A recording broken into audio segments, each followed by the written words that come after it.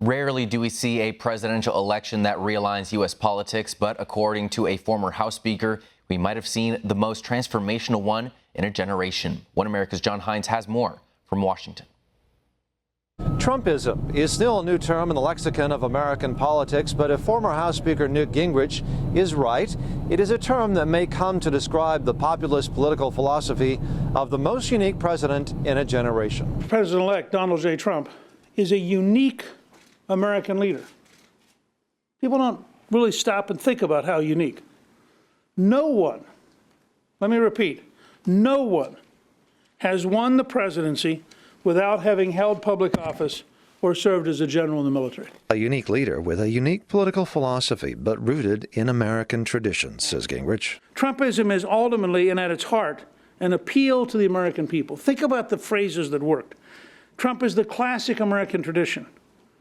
He's in the tradition of Washington, Jefferson, Jackson, Lincoln, Theodore Roosevelt, FDR, and Ronald Reagan. And by that I mean, in every case, they believed in the American people, they aroused the American people, and they led the American people to victory over entrenched, powerful interests. And Gingrich says Trump combines three very different figures from American history. Trump personally is a combination of Andrew Jackson, Theodore Roosevelt, and P.T. Barnum.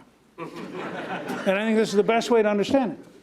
He is as disruptive as Jackson. He is as energetic as Theodore Roosevelt. And he sells all day, every day, exactly like P.T. Barnum. And by the way, he likes that analogy.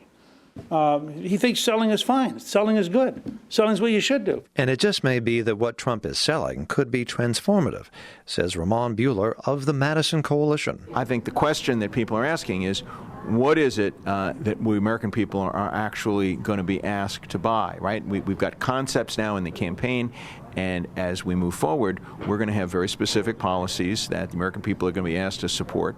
And I think what Gingrich was saying was that these policies are going to be transformative. They're going to be fought by the entrenched people in Washington who don't want to give up their power.